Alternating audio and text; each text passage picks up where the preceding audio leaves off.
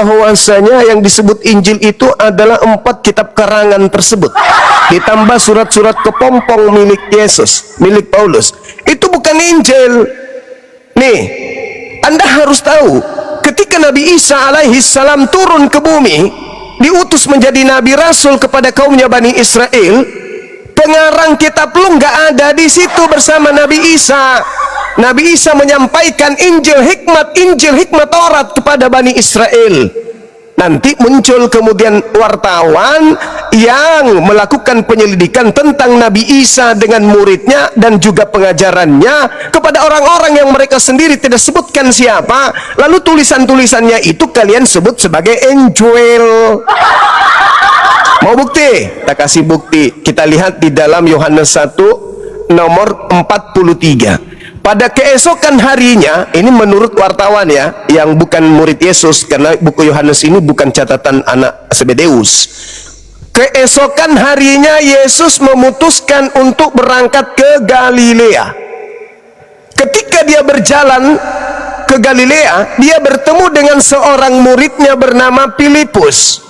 Lalu Yesus mengajak Filipus dengan berkata, ikutilah aku wahai Filipus. Berjalanlah mereka berdua, ketepak.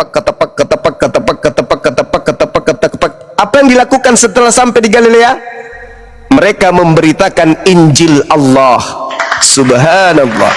Tidak memberitakan Injil Lukas, Injil Markus, Injil Matius, Injil Yohanes, surah Paulus. Enggak. Tolong punya nalar. Tapi bagaimana mau punya nalar? Pengikut Paulus.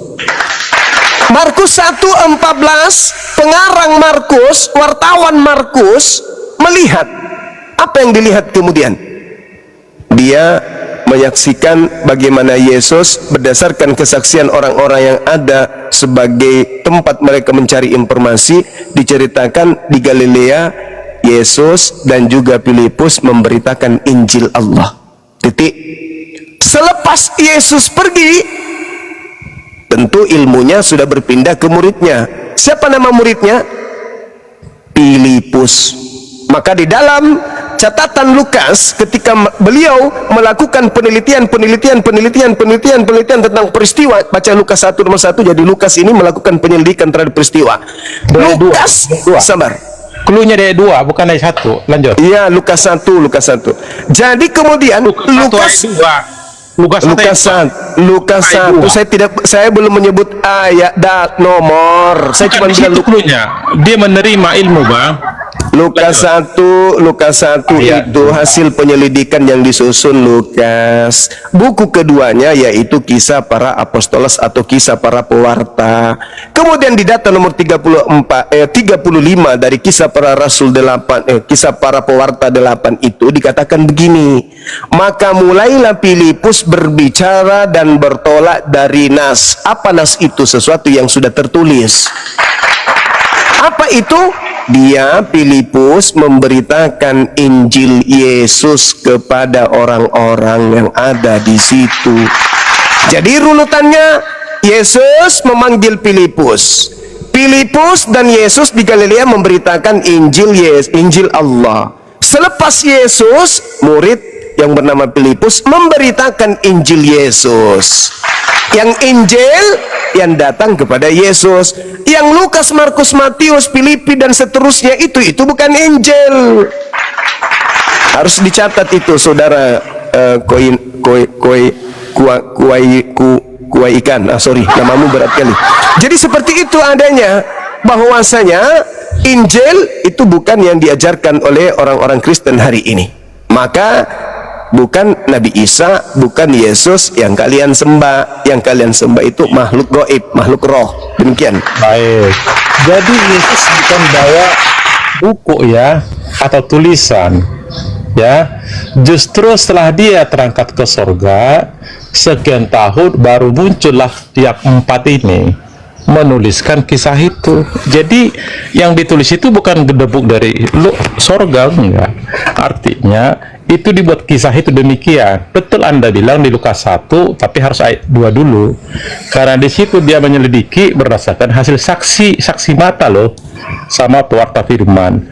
Itulah dikumpul, tak berapa banyak ini kan, itu kan historia. Karena manuskripnya hampir 50.000 ya, manuskrip dari Perjanjian Baru itu. Kenapa saya sampaikan ke Anda tadi, jangan kaitkan dengan Paulus dulu, karena kisah tentang Yesus itu ada 4 gospel. Kalau Paulus itu orang yang bertobat, ujuk-ujuk dia masuk jadi pemberita Yesus 28 tahun setelah Yesus itu berangkat ke surga, ya. Demikian Bang, lanjut. Ya, di data nomor satunya Theophilus yang mulia, banyak orang berusaha menyusun suatu berita tentang peristiwa yang terjadi di antara kita, seperti yang disampaikan kepada kita oleh mereka yang dari semula adalah saksi mata dan pelayan firman. Karena itu, setelah aku menyelidiki segala peristiwa itu dengan seksama dari asal mulanya, aku mengambil sebuah keputusan untuk membukukannya dengan teratur untukmu Theophilus, bukan untuk seluruh manusia, supaya engkau dapat mengetahui bahwa segala sesuatu yang dikerjakan, yang diajarkan kepadamu itu sungguh benar. Kepada siapa? Kepada Theophilus. Saudara harus menyadari bahwa apa yang dilakukan oleh Lukas ini, melakukan penyelidikan, itu sama seperti mahasiswa yang sedang menyusun skripsi. Seakurat apapun skripsi itu, skripsi mahasiswa atau tesis S2 itu tidak bisa dijadikan sebagai firman Tuhan, karena dia hanya hasil penyelidikan, bukan wahyu. Jadi Lukas, kitab Lukas dan juga kisah para rasul itu terbukti adalah hasil karya penyelidikan, bukan wahyu dari Tuhan. Dan itu dipersembahkan untuk seorang kaisar bernama Theophilus, bukan untuk jadi jalan kebenaran bagi seluruh dunia. Kembali kepada apa yang saya jelaskan di awal, bahwa jelas Nabi Muhammad SAW datang padanya Al-Quranul Karim mengajarkan sebuah kebenaran, dan tak ada yang bisa meragukan kebenaran itu selain mereka yang tak berakal. Untuk itulah kemudian ketika saudara jangan panas dulu, jangan panas dulu, jangan panas dulu, jangan panas dulu, jangan panas dulu, ya, jangan panas. Yang Anda harus pikirkan, kenapa Yesus mengatakan semua manusia yang datang sebelum aku adalah pencuri dan perampok. Berarti dia dilahirkan dari seorang wanita pencuri, perampok. Nah, jadi kembali kepada materi, Nabi Muhammad SAW itu bukanlah seorang pengarang, karena kalau dia pengarang maka Al-Quran posisinya tidak jauh beda dengan nasibnya Bible yang akan selalu diperbaiki, direvisi sampai orang semakin bingung dibuatnya. Saya kira begitu. Silakan.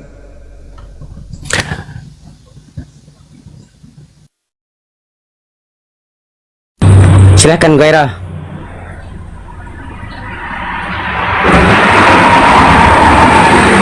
Malah tercegah dia. Assalamualaikum Gurunda Zuma, Gurundaku. Assalamualaikum Bang Gucang semua ya teman-teman. Waalaikumsalam. Waalaikumsalam. Sahabat Muslim yang tadi diskusi dengan saudara kita silakan dilanjut, silakan. Jadi yang Anda sebutkan tadi betul Bang, artinya intinya kan yang Pak Injil tidak sama dengan isi Quran Bang, ya. Itu kisah rohani, betul, ditulis dulu karena kejadian itu ditulis setelah Yesus setelah tidak ada, udah kembali kan. Jadi Yesus itu nggak pernah melihat itu Injil, nggak pernah melihat. Itu ditulis kisahnya. Beda dengan Anda. Di situ Nabi menerima wahyu, dipanggil jadi Sabit, tulis, diklarifikasi, oke betul. Sampai beberapa banyak kan gitu, 23 tahun. Bedakan, jangan saat itu tidak sama Bang. Kami akuin memang beda dengan punya Anda. Demikian. Anda keliru. Yesus posisinya dengan Nabi Muhammad itu sama. Yesus menerima firman juga, Nabi Muhammad menerima firman juga. Bedanya, Yesus itu hanya untuk kelompok kecil, Nabi Muhammad untuk seluruh umat manusia.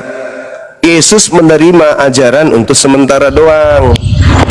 Siap Bang, gini, Anda jangan samakan dengan Nabi Isa Bang. Isa memang menerima kitab berdebuk ya, karena tidak nggak ada Isa menerima kitab, nggak ada. Ketika Nggak ada. Bang, izin. Si kecil di gendongan, dia kan menerima kitab dari Allah itu. Oh, salah ente, salah. Ini Abdullah atani kitab. Kitab di situ maksudnya ketetapan. Oh, ya sorry. Makanya kita diskusi, aku kurang paham. Anda sebagai yang lebih senior ya menjelaskan supaya saya nggak. Jadi dia Nabi Isa adalah hamba Allah yang menerima ketetapan dan ditetapkan menjadi nabi bagi kaumnya Bani Israel. Sebenarnya Yesus yang ada di Bible itu Nabi Isa yang kalian ceritakan itu, tapi dengan nama yang berbeda dan tak ada hubungan dengan Nabi Isa. Makanya orang Yahudi tidak percaya kepada buku-buku kalian. Karena kenapa Nabi Isa ketika datang kepada kaumnya memang tidak membawa buku. Nabi Isa hanya menjelaskan tentang Taurat. Penjelasan dan keputusan Nabi Isa tentang Taurat itulah yang disebut hikmat Injil. Nah, ketika Nabi Isa menyampaikan hikmat Injil dan juga hikmat Torah kepada kaumnya Bani Israel, setelah dia terangkat ke langit, muncullah wartawan-wartawan ini menulis. Nah, karena bukunya itu dikhususkan untuk orang-orang Roma Yunani, maka mereka menulisnya dalam bahasa mereka, yaitu Yunani bahasanya. Begitu, saudara. Jadi cuma satu tokoh yang datang di tengah kaumnya Bani Israel, itulah Nabi Isa. Kalau Anda memaksakan Nabi Isa bukan Yesus, berarti Yesusmu fiktif. Karena Nabi Isa lebih dulu, Yesus itu muncul belakangan.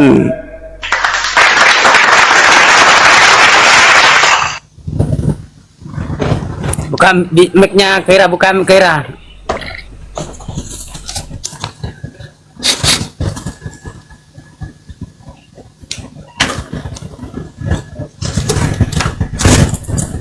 Kaira, bro, buka. Tadi beris. Silakan Kristen yang di bawah minta naik ya. Saya mengganggu nggak sahabat-sahabat tadi lagi dialog, tiba-tiba saya Aku muncul. lagi dipotong langsung dengan saya dengan baju bang siapa? Tadi guru kita Ahi Angon kok hilang. Enggak, dia kan lagi mau jemput anaknya biasa gitu. Oh iya. Oke, silakan. Makasih Bang Juma udah telah bernarasi cukup bagus. Saya di bawah saja, mungkin ada hotel lain mau nambahin. Makasih. Kenapa Bang? Aku mau ngomong dipotong. Lanjut. Enggak, silakan ngomong, silakan. Kan gitu. Suara motor bang, kalau Bang Kira, kalau suara motornya kalau lagi berhenti ngomong bisukan aja gitu loh, biar tidak mengganggu. Oke, silakan ngomong. Saya tanggapi dengan abang, ya betul. Kalau memang di sini saya bisa melihat, saya mungkin izin salah. Menurut Bang Zuma, apakah Yesus itu sama dengan Isa? Coba sebelum saya tanggapin, jawab dulu, iya apa tidak? Nabi Isa itu tokoh satu-satunya Bang. Yesus itu tokoh yang ikut belakangan, yang turun tanpa ayah, diutus oleh pencipta langit dan bumi, itu Nabi Isa. Setelah Nabi Isa ini kemudian tak ada, barulah muncul Yesus. Baik. Tapi saya telah mengikuti dan 4 kali live dengan Bang Aldo. Dia telah menerjemahkan bahasa Ibu Yesus Nazaret ya, dari Aramaik ya. Jelas di situ Yosua itu tersalib Bang, disalib, nggak ada kata Nabi. Mohon dijelaskan. Al-Quran memang mengatakan ada yang diserupakan. Nggak ada kata Allah bahasa Ibu Yesus ya, nggak ada bahasa Allah. Tuhan kalian itu Elohim yang ada. Lanjut. Nabi Isa itu memang datang kepada kaumnya. Setelah kaumnya melakukan makar, ada penyaliban. Kenapa ada penyaliban? Karena itu bentuk penyerupaan Tuhan kepada Nabi Isa untuk pembangkang. Anda baca sendiri deh kitab saudara. Apa yang menjadi poin-poin di dalam penyaliban itu adalah sebelum penyaliban apa yang terjadi? Tuan rumah, ahli Torah, orang Farisi, imam kepala mahkamah agama sekalipun mereka melakukan tipu daya, kesaksian palsu. Apa enggak berpikir ke situ? Berarti Al-Quran ketika mengatakan mereka membuat makar, wa makaru makarallah wallahu khairul makirin, ketika mereka bersikukuh untuk menyalib Nabi Isa alaihissalam dengan tipu daya, dengan tipu muslihat, kesaksian palsu, Allah menyelamatkan beliau. Apa enggak malu kalian menyembah hasil tipu daya, menyembah hasil kesaksian palsu, menyembah dari hasil upaya iblis merasuki Yudas? Enggak malu rupanya. Oh, Tuhanku ada, Roma 14:9, untuk itulah Yesus mati. Berarti untuk itulah orang-orang Yahudi bikin kepalsuan, saksi palsu. Untuk itulah mereka membuat tipu muslihan. Untuk itulah iblis merasuki Yudas agar Yesus mati, agar dibangkitkan untuk menjadi Tuhan bagi orang Kristen. Kalian nggak malu digituin? Kalian nggak malu? Oh, ternyata Tuhan Anda itu berasal dari hasil tipu daya. Kan kalian nggak mau. Makanya solusi yang saya kasih sebagai apologet Islam adalah orang Kristen tidak menyembah Nabi Yesus. Orang Kristen menyembah makhluk lain yang memakai nama Yesus, yang tidak ada hubungannya dengan Nabi Bani Israel yang bernama Isa tadi. Yang kalian sembah itu benar-benar penguasa bumi yang kalian sembah itu. Penguasa dunia yang kalian sembah. Bukan Yesus anak Maria. Anak Maria itu manusia. Dia berdoa sebelum dia mengobati orang. Dia memohon kepada Tuhannya sebelum dia menyembuhkan orang. Dia minta kepada Tuhannya sebelum dia membangkitkan Lazarus. Tidak ada yang dilakukan Yesus Nabi ini dari dirinya sendiri, itu nggak ada. Bahkan dia mengatakan dalam Yohanes 5 nomor 31, jikalau aku bersaksi tentang diriku sendiri, maka kesaksianku itu tidak benar. Jadi jangan mempermalukan diri kalian. Yesus yang kalian sembah bukanlah Nabi kami yang adalah Isa alaihissalam, yang kemudian namanya diganti menjadi Yesus ketika ingin dijual ke bangsa Romawi Yunani. Bukan. Yang kalian sembah adalah penguasa dunia yang memakai nama Yesus Kristus agar bisa menyesatkan banyak orang. Sebab kalau dia menggunakan nama bom-bom, tidak ada yang mau ikut, semuanya takut dipinjam duitnya. Makanya pakai nama Yesus. Kenapa? Anda lihat di dalam Kisah Para Rasul 14, Paulus ingin dituhankan di sana kan? Bahkan penyembah-penyembah dewa Athena datang kan? Ngapain mereka penyembah dewa Zeus ini? Datang kepada Paulus mempersembahkan lembu. Kenapa? Karena dia menganggap Paulus itu adalah Tuhan dewa mereka yang turun ke bumi bernama dewa Hermes. Jadi kalau Paulus aja mereka lantik menjadi dewa tertinggi mereka, bagaimana dengan nama Yesus? Ketika nama Yesus yang pada saat itu namanya tersohor di seantero Romawi Yunani, datang kemudian orang mengajarkan dia adalah dewa mereka yang turun ke bumi, membangkitkan Lazarus, membuat orang buta melihat, orang jalan di atas air dan seterusnya. Maka seketika mereka nggak ada tawar menawar, tidak ada syarat, tanpa syarat mereka langsung menyembah Yesus ini. Yesus yang mana? Yesus yang datang kepada Paulus, bukan Yesus yang datang yang dibunuh oleh mereka, bukan. Jadi Anda harus mulai sekarang mulai cerdas bahwa yang disembah oleh orang Kristen bukan manusia. Yang disembah oleh orang Kristen adalah penguasa dunia. Baik. Itu Bang. Seharusnya demikian, Bang. Dan memang itu fakta. Kristen itu tidak menyembah orang. Ya, tolong saya jelaskan. Apa disebut Yesus ya di Yohanes 17 ayat 3? Mereka mengenal engkau satu-satunya Allah yang benar, ya, bukan KW, ya. Mereka mengenal aku yang engkau utus, ya. Jelas itu yang disembah beliau, ya. Yesus telah mau bangkit pun ketika memberikan narasi di Matius 28 ayat 18, diberi kuasa di langit dan di sorga, di bumi sorga, dia nggak mengajarkan orang Kristen, kalian sembah aku, nggak ada. Yang disembah sesuai dengan ketika ia digoda iblis, ya, habis puasa. Hanya Allah satu-satunya kau sembah, berbakti padanya. Kami itu bukan menyembah Yesus, bro. Kami menyembah Allah Bapa Sang Sumber yang kami kenal yaitu di dalam nama Yesus dan Roh Kudus. Kalau Yesus tidak datang, kami nggak tahu tuh Allah itu kayak mana sih bentuknya, nggak jelas tuh. Tapi karena apa disebut Yesus? Anda melihat saya, mengenal saya, berarti Anda telah melihat Allah itu sendiri dengan Bapak sendiri, kan hanya Dia yang tahu. Lanjut. Ya, Nah, saudara Koyara ini juga salah persepsi dia.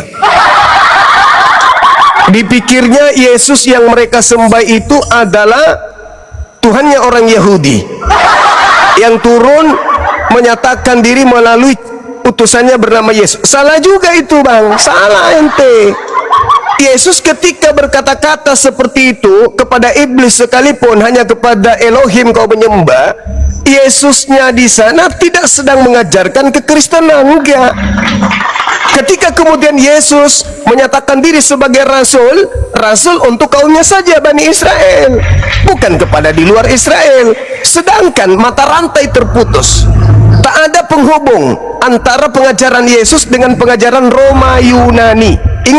Ingat, Paulus mengatakan dalam Galatia 1 nomor 15, dia diutus untuk orang-orang non-Yahudi. Untuk mengajarkan siapa dia? Bukan mengajarkan Elohim, tetapi mengajarkan makhluk yang datang kepadanya itu. Siapa? Namanya Yesus Kristus. Nggak ada hubungannya. Yesus anak Maria mengajarkan dirinya sebagai rasul untuk kaumnya Bani Israel, dan tidak pernah sekalipun dia mengatakan dirinya sebagai teofani atau reinkarnasi atau apapun itu kepada muridnya. Murni dia mengajarkan kalau dia ini adalah utusan Tuhan, rasul Tuhan kepada kaumnya sendiri Bani Israel. Sedangkan yang Paulus ajarkan, jangan merasa pikun, baca dan telaah baik-baik. Galatia 1 nomor 1, aku menerima Injil bukan dari manusia, bukan manusia yang mengajari aku Injil, tetapi Yesus Kristus. Andai saja dia mengatakan begini, bukan manusia yang mengajari aku Injil, tetapi yang mengajari aku Injil itu adalah Bapa Elohim, kita tepuk tangan untuk itu. Wow, keren. Tapi sayangnya dia buka aib sendiri, dia buka boroknya sendiri dengan mengatakan aku menerima Injil bukan dari manusia tapi dari Yesus Kristus. Borok kebuka. Wow, andai saja dia mengatakan dari Paulus seorang rasul bukan karena manusia, juga bukan oleh karena manusia, melainkan oleh Elohim Bapa, itu top. Sebab aku menegaskan kepadamu saudara-saudaraku bahwa Injil yang kuberitakan itu bukan Injil manusia, karena aku bukan menerimanya dari manusia dan bukan manusia yang mengajarkan kepadaku, tetapi aku menerimanya oleh pernyataan Bapa Elohim Yahweh. Wah, keren. Sayangnya boroknya dia buka. Aku tidak menerimanya Injil itu dari manusia, bukan manusia memberikan aku, bukan manusia yang mengajarkan aku, tetapi yang mengajarkan aku adalah Yesus Kristus. Berarti palsu. Kenapa? Ketika dia mengatakan Yesus Kristus, kata Kristus itu adalah orang yang diurapi. Ternyata Paulus mengatakan bukan orang, bukan manusia. Berarti Kristus yang dinobatkan kepada Kristen, kepada Yesus yang ada kepadanya itu Kristus palsu. Bisa nggak Kristus tanpa diurapi? Nggak bisa, karena Kristus itu artinya orang yang diurapi. Tetapi sayangnya yang datang kepada Paulus bukan orang, bukan manusia, tapi mengambil gelar Kristus. Berarti dia adalah Kristus palsu, karena dia bukan manusia. Yesus kenapa disebut dia Kristus? Karena Yesus turun ke sungai Yordan, ada suara dari langit, inilah anakku yang kukasihi, kepadanya aku berkenan. Dibaptis dia di sungai Yordan. Kenapa dia dibaptis? Karena dia manusia. Yang datang kepada Paulus bukan manusia, berarti tidak pernah dibaptis. Kalau dia yang tidak pernah dibaptis karena bukan manusia mengaku Kristus palsu. Waspadalah kepada Kristus palsu yang datang kepadamu memakai namaku dan berkata akulah Yesus Kristus. Nabi-nabi palsu dulu pertama. Jadi baik, saya ini menanggapi sedikit Bang ya. Jelas perlu saya sampaikan, Yesus datang ke dunia sesuai dengan hierarki mulai dari Lukas 1 ayat 31. Dia manusia Bang, dia lahir, bukan dia sebagai Allah itu pencipta, itu bukan. Dia kan baca di Yohanes 3 ayat 16 itu, begitu besar kasih karunia Allah sehingga mengaruniakan yang tunggal. Hubungkan dengan Yohanes 1:14. Kan itu jelas tunggal ya di situ. Artinya dia normal. Dia hasil persalinan, bukan langsung ujuk-ujuk keluar kan gitu. Dan memang kata-kata Tuhan itu sudah ada di Lukas 1 ayat 10 di ayat 11 itu. Tapi itu maknanya bukan sang pencipta, Bang. Itu kalau Anda translate semua kata-kata yang ada di perjanjian baru, kata-kata Tuhan yang disematkan kepada Yesus sendiri pasti Lord, artinya penguasa. Hanya satu bedanya ada ketika Yesus bilang Shema Israel itu dari Ulangan 6:4 itu ada diparalelkan, itu artinya Jehovah is one ya. Jehovah adalah satu, arti Allah itu satu. Demikian, Bang.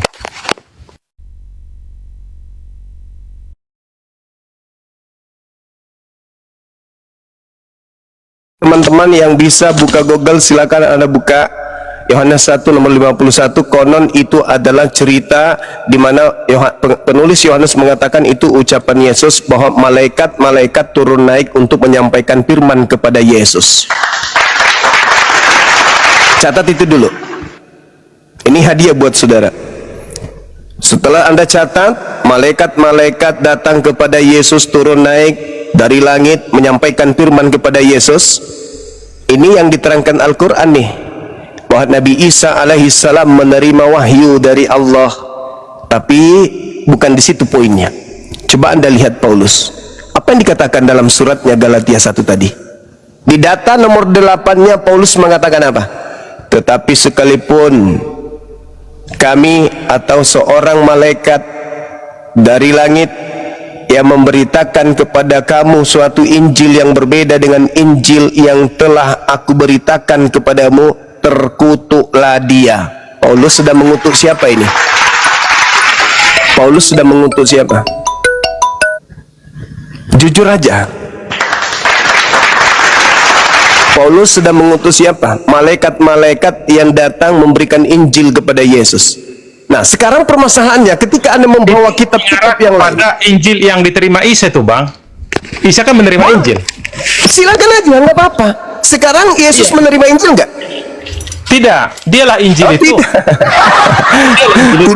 Tidak menerima Injil. Tidak menerima Injil. Dia kan firman. Oh, tidak. Lalu Yesus mengatakan apa? Segala firman yang engkau berikan. Doa dia. Ini loh. Anda kan segala firman. Yohanes 17 ayat 18 ayat 8. Segala firman. Yohanes 12, iya. Yohanes 12, Yohanes 14. Saya sampaikan kepada saudara.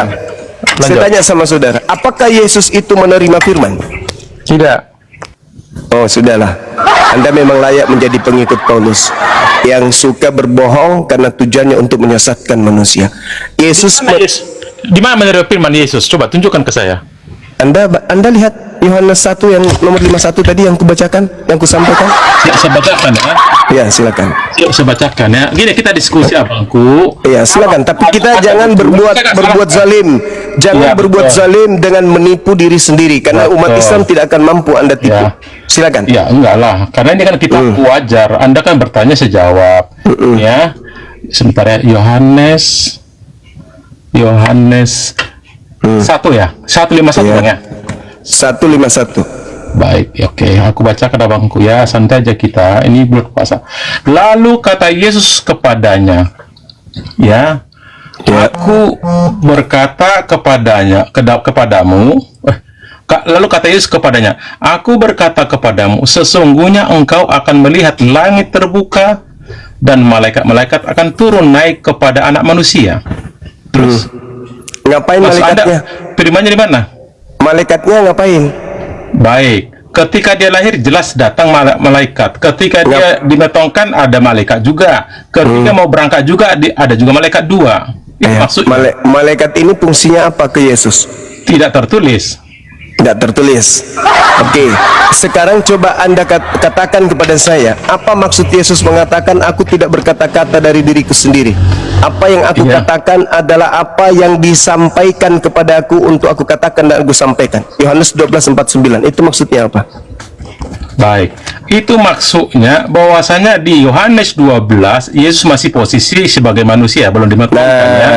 Jadi ketika dia menyampaikan itu semua, baik menghidupkan Lazarus, ketika dia berdoa.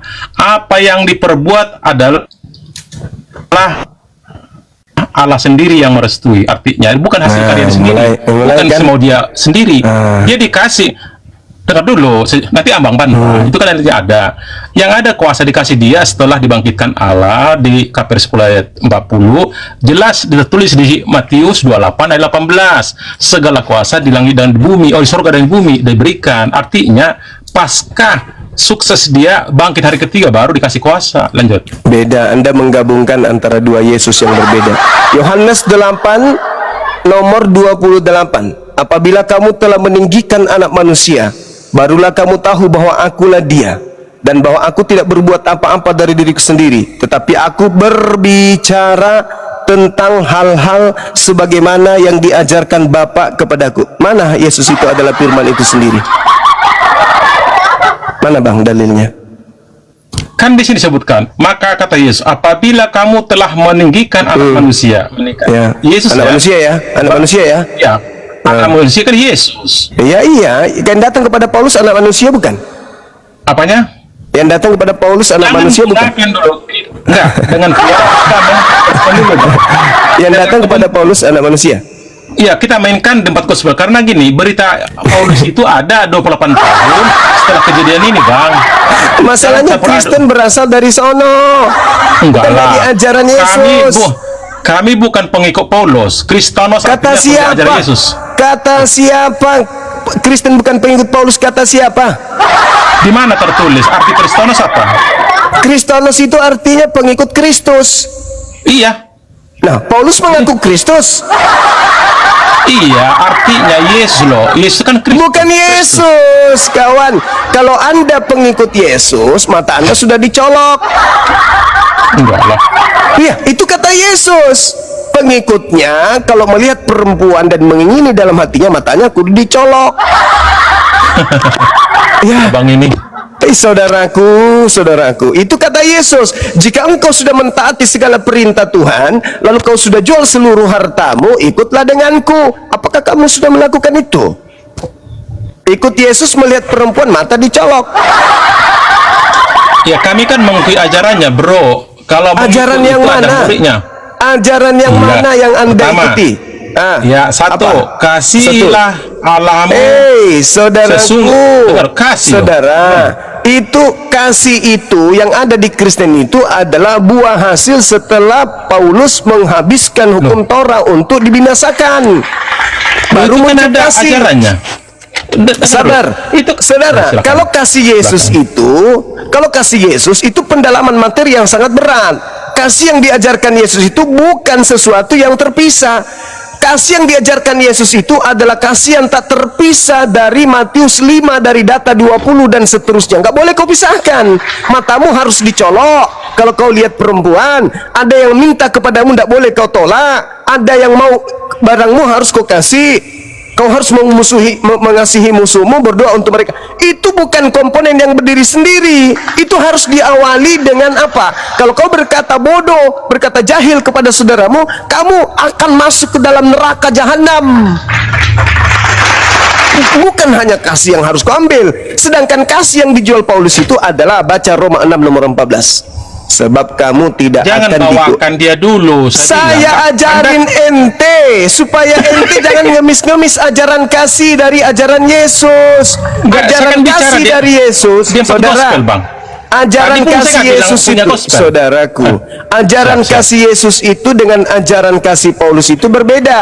Ajaran kasih Yesus itu adalah menjalankan segala perintah Tuhan Elohim, bahkan lebih besar dari pekerjaan-pekerjaan yang diperintahkan oleh Elohim itu. Anda baca Matius 5 nomor 20 dan seterusnya. Sedangkan kasih yang diajarkan Paulus adalah, baca Roma 16 nomor 14. Sebab Jangan kamu bawa tidak Paulus. Jangan bawa Paulus. Astagfirullahaladzim, ya Allah, Yang ya empat gospel Karim. ini loh. Anda itu bicara ke saya Oke. empat gospel. Baik. Nih, saya buktikan kalau Anda itu pengikut Ya, Paulus, kasih. bukan pengikut. Ya, Boleh dengar saya ya. buktikan? Boleh Baca saya Matius buktikan 22 kalau Anda? aja. Boleh saya Silakan. buktikan kalau Anda Kita pengikut diskusi. Paulus, bukan pengikut Siap. Yesus? Ya, Baik, oke. buktikan, Bang. Oke, baik. Nih, saya buktikan sama saudara. Jangan kamu menyangka bahwa aku datang untuk meniadakan hukum Taurat, kitab para nabi. Aku datang bukan meniadakan, melainkan untuk menggenapinya. Jadi dia menggenapi ya. Mau Paulus ini, aduh, jangan buka itu di Lukas taro, di mana tertulis? Ini Matius 5 ini, Matius 5 katanya kau tidak mau Paulus. Oh ya, silakan, sorry. Janganlah kamu menyangka bahwa aku datang untuk meniadakan hukum Taurat. Aku Yesus tidak meniadakan hukum Taurat, tidak meniadakan kitab para nabi. Menggenapi. Tapi menggenapi, bukan menghilangkan, bukan meniadakan. Betul sekali kan? Setuju. Oke. Setuju, baik. Bang. Setuju. Dengarkan. Saya bacakan sama Anda untuk membuktikan bahwa Anda bukan pengikutnya. Ya. Karena aku berkata kepada kamu, sesungguhnya selama belum lenyap langit dan bumi, satu iota atau satu titik pun tidak akan ditiadakan dari hukum Taurat sebelum semuanya terjadi. Sebelum semuanya terjadi. Betul. Hukum Taurat ya, bukan Apa sih? bukan Taurat, itu, Bang. Hukum Taurat. Apa? Bilang itu hukum Taurat, bukan Taurat. Iya, hukum Taurat dengan Taurat itu original teksnya sama. Tidak.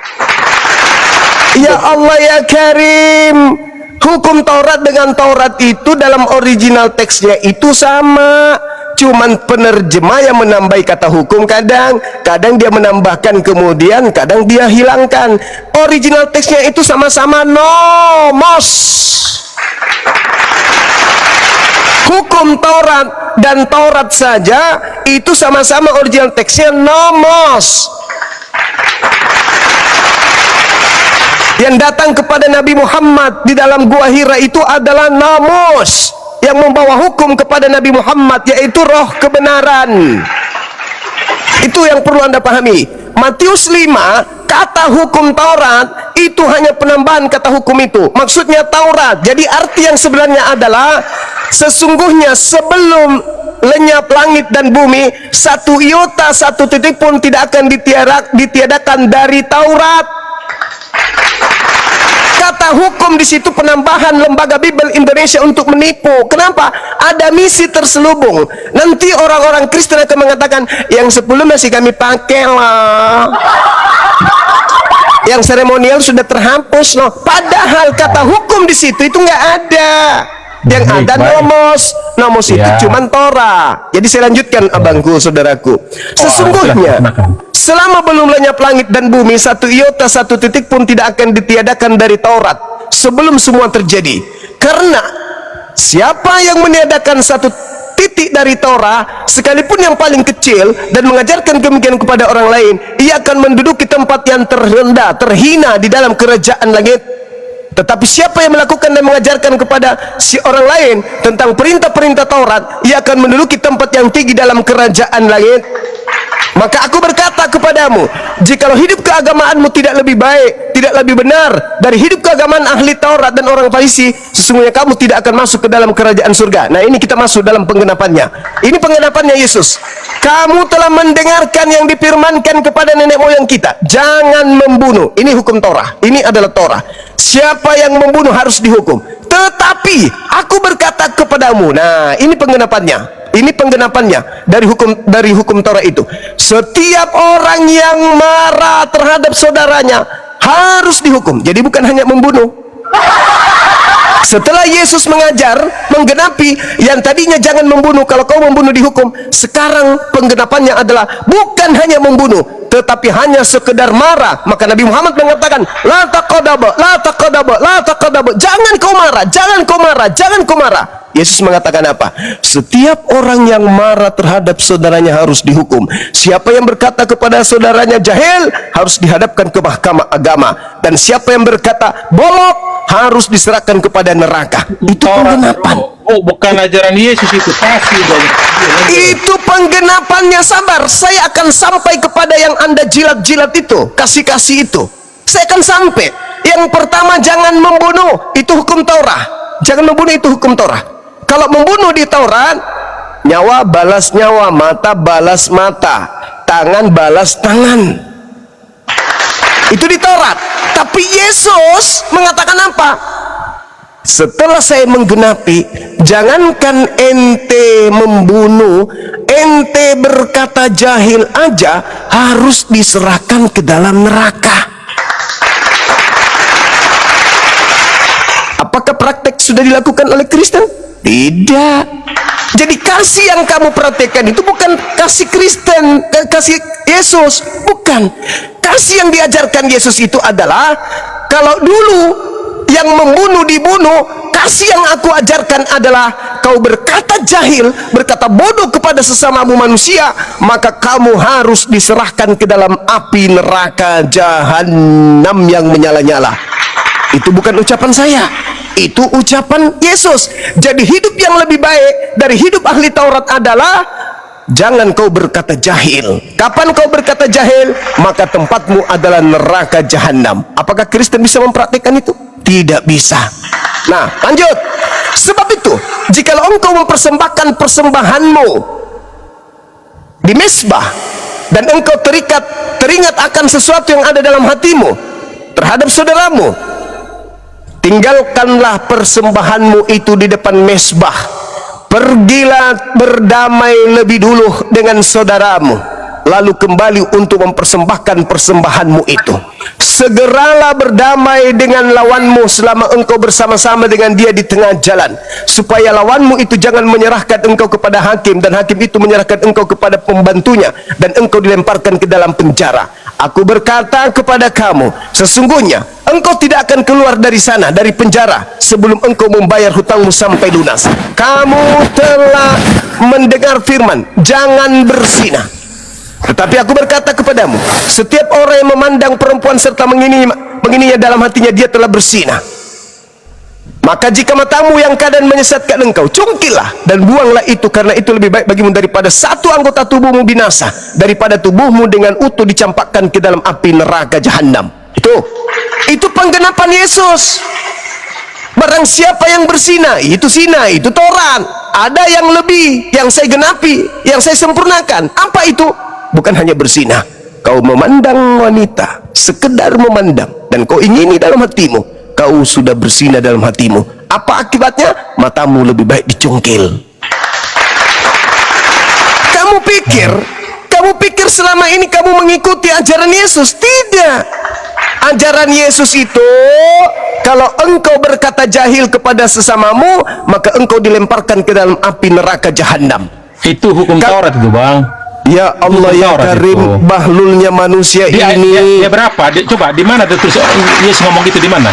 Di surah ayat berapa, Bang? Tunjukkan Matius. dulu. Astagfirullahalazim, ya Allah. Inilah kalau umat Paulus ditemani diskusi. Gak apa, Ya. diskusi kita, Bang. Silakan. Lahum Matius azan. berapa? Lahum azan. La yasma'una biha. Kau mendengarkan tapi kau punya telinga tapi kau tidak mendengarkan. Bukan. Ini Matius berapa? Walaqad zara'na li jahannam katsiran minal jin wal ins. Aku penuhi neraka oleh manusia sebab mereka punya telinga tapi tidak mendengarkan. Mereka punya mata. Lahum ahyun la yubsiruna biha. Baca Matius, lihat, tatap dengan matamu. Matius 5. Matius berapa? Sudah kujelaskan dari tadi. Janganlah menyangka aku datang untuk meniadakan Taurat. Aku datang bukan meniadakan, tapi untuk menggenapi. Iya, itu nggak ada di colok mata tadi. Itu menggenapi, artinya terlalu berat loh hukum Taurat itu. Nenekmu kiper. Nenekmu kiper. Jangan begitu. Jangan, saudaraku Kuinara. Kalau Anda masih salah, Mama. Kalau Ini Anda kan- kalau Ini kan Anda kitabku. Ini kan kitab, memang artinya kitabmu, aku tapi yang mengerti menjelaskan. saya. Kau yang Enak punya aja. buku, yang mengerti Enak saya. aja. Seibarat Bersimo. seorang siswa yang punya buku cetak yang menjelaskan itu gurunya. Saya balikkan. Ini- Kalau saya Anda, Hei, aku saudaraku. ngomong ke kitabku gimana? Kamu bisa baca nggak pas Quran. lah. Kamu bisa baca Iya, Quran. saya nggak bisa. Makanya nggak bisa, tidak punya kapasitas untuk menjelaskan Ya, Quran kamu kepada saya. kapasitasmu apa? Kapasitasmu Saya apa? bisa membaca. Banyakkan framing. Saya bisa membaca. Enggak lah. Sekarang Kamu saya kan tanya mengharap sama framing. nomor Ya. 20. Nomor 20 saya baca. Matius 5. Jangan kau tanya lagi, kulem personal nanti kau. Matius 5 nomor 20. Jangan kau tanya Menggenapi. lagi itu di mana. Berarti kau itu adalah penghuni neraka. Karena kau punya Yang Anda bilang kuping, mencolok- kau punya mencolok mata, mata itu. kau punya hati. Oke, silakan Anda bernarasi. Jangan bernarasi doang, tapi kau tidak dengar. Saya lagi diskusi dengan kamu. Jangan kau di situ malah coli. Kau dengar penjelasannya. Jangan kau masuk neraka. Punya telinga tidak mendengar, punya mata nggak melihat. Dengarkan kalau saya mendengar, kalau saya menjelaskan. Matius 5 nomor 20. Aku Yesus berkata kepadamu, jikalau hidup keberagamaanmu tidak lebih benar daripada hidup keagamaan ahli Taurat, orang Farisi, sesungguhnya kamu tidak akan masuk ke dalam kerajaan surga. Apa itu maksudnya? Maksudnya apa itu? Aku menggenapi bukan hanya sekedar ajaran Torah, lebih dari itu yang aku ajarkan. Apa diantaranya? Kalau Taurat mengatakan jangan membunuh, saya enggak. Saya lebih daripada itu. Apa itu? Sekedar kau berkata jahil kepada saudaramu, kamu wajib ke neraka. Berarti menurut Yesus, jangankan membunuh, hidup keberagamaan yang lebih baik itu adalah bukan hanya sekedar jangan membunuh, sekedar marah saja itu enggak boleh. Itu ajaran yang lebih benar. Sekedar untuk berkata jahil saja, hukumannya neraka jahanam.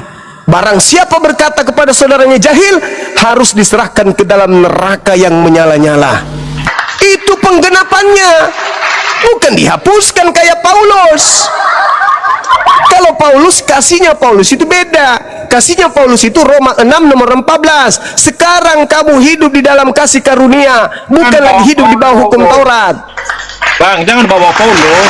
Tadi saya mengajak ente membahas kasih Yesus dan kasih Paulus itu berbeda. Yang diikuti Kristen hari ini bukan kasih Yesus, tapi kasih Paulus. Sudah. Kalau Yesus, saudaraku, kalau Yesus Luas yang kau aja. ikut, kalau Yesus, Tuhan Allahmu, betul. ya Allah ya Karim, kalau Yesus yang kau, oke, baik. Silakan. Sekarang begini, saudara Koera, kalau mengasihi Tuhan itu apa yang kita lakukan? Jangan dibuat dua, kan jelas Ya. namanya. Sekarang saya tanya, kalau mengasihi Tuhan itu, satu-satunya Allah yang benar itu masih mengasihi. kalau mengasihi Tuhan itu apa yang kita lakukan? Ya, tunduk patuh padanya, jangan bikin dua Tuhannya, Allahnya gitu. Patuh maksudnya gimana? Ya ikut ajarannya lah. Apa ajarannya? Yang disampaikan Yesus itu sendiri. Kami kan Bukan yang bukan disampaikan Allah, kami. Musa. Tidak, itu Musa punya dia sendiri. Tolong tunjukkan di mana Yesus mengajarkan untuk meniadakan Taurat. Bukan meniadakan, dia menyebutkan saya bukan meniadakan tapi menggenapi. Menggenapi artinya, itu maksudnya apa? Ya, menggenapi maksudnya artinya begini, dengar ya. Karena ada di si Paulus itu ngomong Jangan ke bawah Paulus, jangan ke bawah Paulus, aku punya. Jangan ke bawah Aku punya. Paulus.